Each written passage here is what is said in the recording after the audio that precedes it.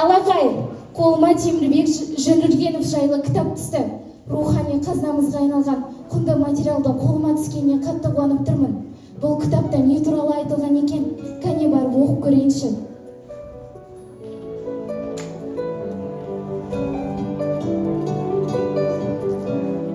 Кітаптың кіріспесінде Темірбек Жүргенов дүниеге келгені туралы айтылыпты.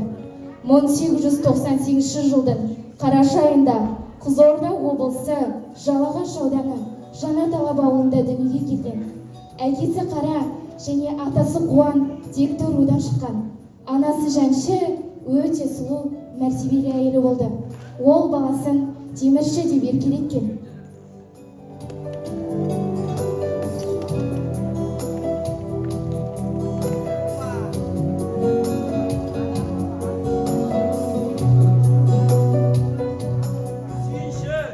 Сүйінші халқым, Жүргеновтер әулетіне атқақлар, қамсыздар, ер бала дүниеге келді.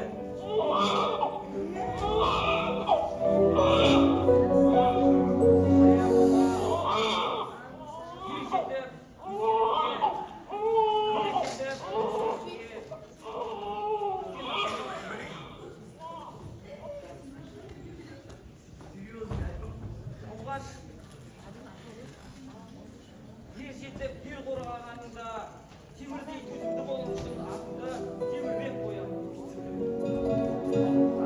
Сенің атың Темірбек, сенің атың Темірбек, сенің атың Темірбек. Арыстандай айбақты, жолбарыстай қайратты батыл бол. Қарашы, ерекше туылғанға ұқсайды. Білімге деген құштарлығы да бар секілді.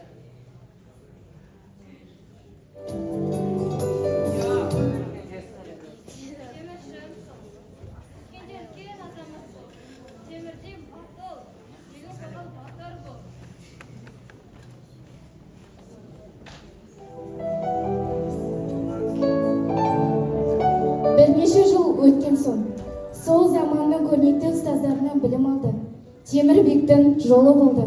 Оның алғашқы ұстазы әйгілі аудармашы, алты тілді меңгерген Тұрмағамбет Сүлеуовтың өзі еді. Темірбек те ұстазы секілді алты тілді еркін сөйлейді.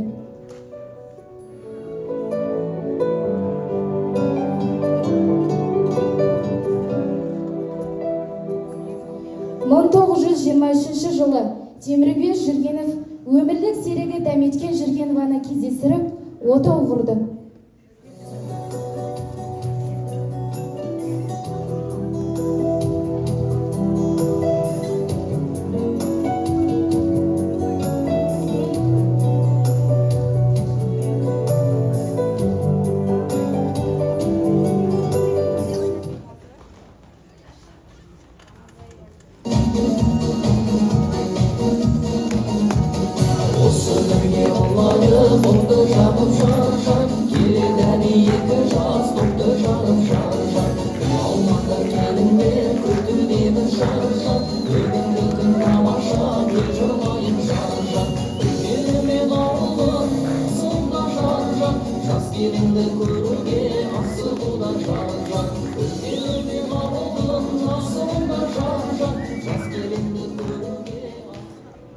Темірбек Жүргенов пен Дәметкен Жүргенованы шын жүректен құттықтаймын. Екінші тарауда 1929 жылы Темірбек Жүргенов Тәжік АКСР-ның финансистік халық комиссары болып тағайындалады.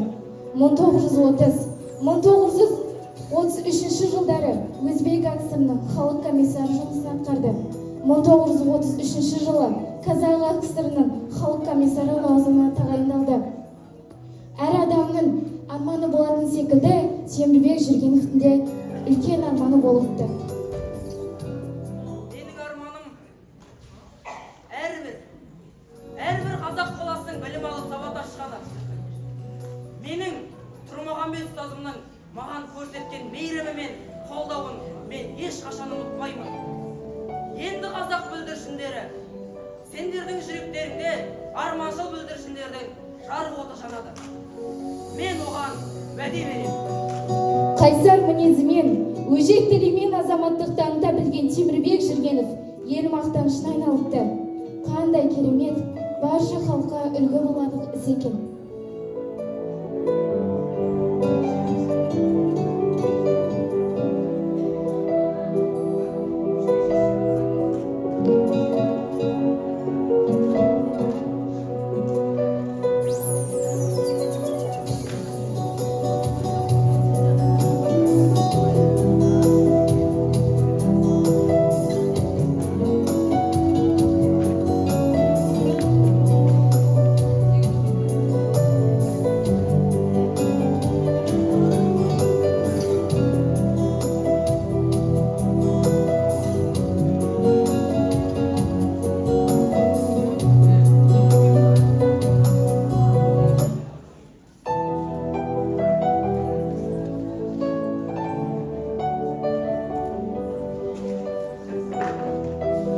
Басталған істің аяқталғаны қандай жақсы.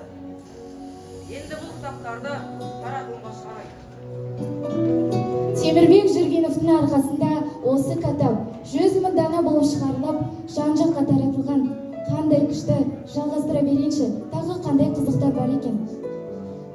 Республика бойынша 6 айлық алғашқы білім алу курстары ашылды. 100 мың дана кітаптар таратылған.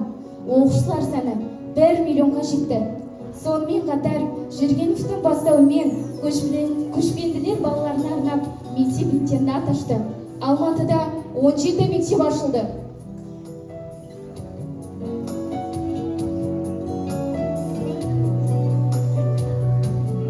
Темірбек Жүргенов 1937 жылы 2 тамызда тұтқынға түсті.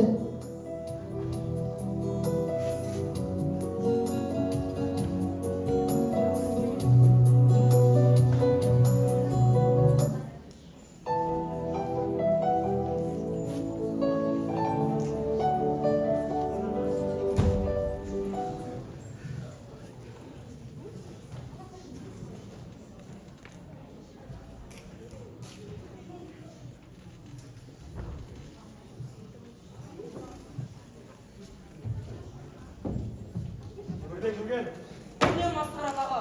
Это орден Авашарин от товарища Сталина. Әкел бері.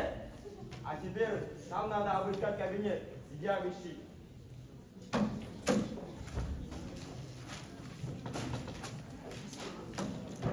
Бұл ордерде тек менің тұтқынға түсетінім туралы жазылған.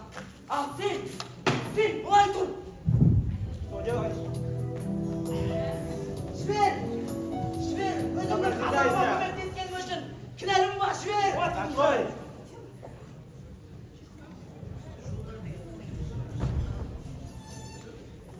Туф, сол кездің қатыгез саясаты-ай. Неге осыншама жақсылық жасағысы келетін адамдардың тамырына балта шапты екен? Құдай-ай, оқиыншы тағы не болған екен одан кейінгі тағдыры? Дәметкен үшін қараулы күндер басталды. Ол күйеуімен кездесуге тырысты. 1 минут болса да берулерін сұрады. Оған тек күйеуінен қылған жазбаны берді. Темірбек ең ауыр жағдайда да әйелін ойлады. Ол жазбаны Дәмеш көзінің қарашығындай сақтады. Ол Темірбекпен кездесетін күннің әлде туатынына сенді. Дәмеш үйін жинастырып жүргенде 6 ай бұрын болған оқиға қайта орын алды. Яғни Жүргеновтың үйіне милиция басып кіреді.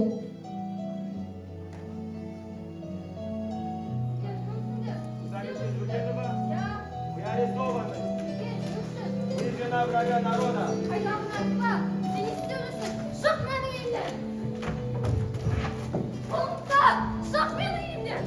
Сопротивляйся. Нашел записку? Иди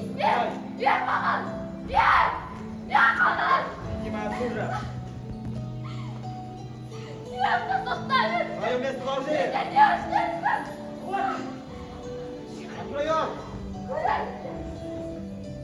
Сұмдық-ай, адам баласы да мұндай қатыгездікке барады екен-ай.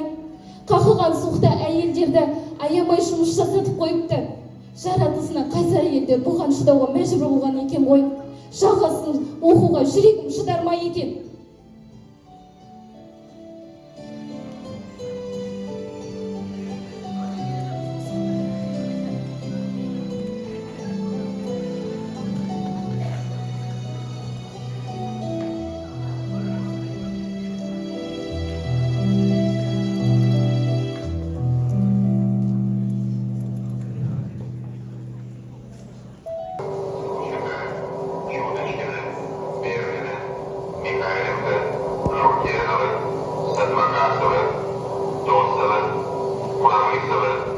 Сапарбекова, Мусина, Кошинбаева, Султанбекова и Киржина были примерены задачи расстрел. Вчера приговор приведен к исполнению.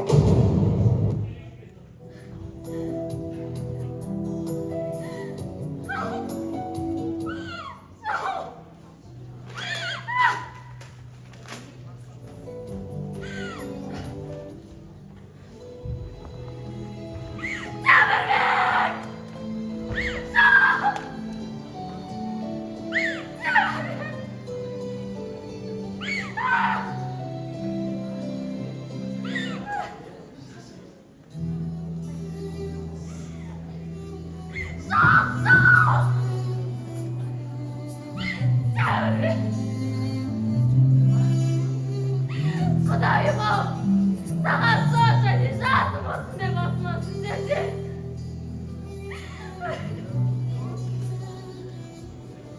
Ел үшін шырылдап жүрген темірлікті жазым.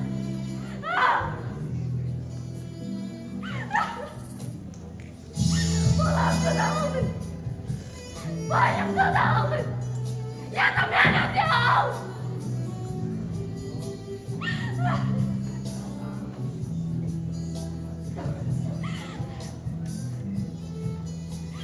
Саясаттың адамдары сендерге әлі-ақ көрсетемін. Қарсылассын. Что ты делаешь? Где работа? А ну-ка вставай! Пошли!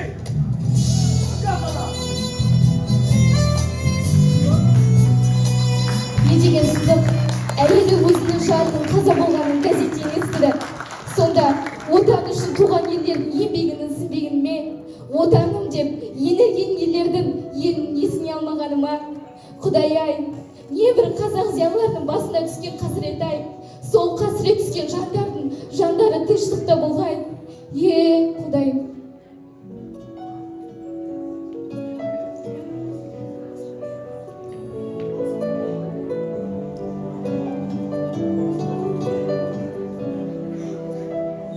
Қазақ ұлттық өнер академиясына Темірбек Жүргенов аты берілді. Темірбек Жүргеновтың орнына ойнаған Қасымхан. Дәметке Жүргенованың орнына ойнаған Жаннұр. Милицияның қызметінде ойнаған Әли және Мағжан.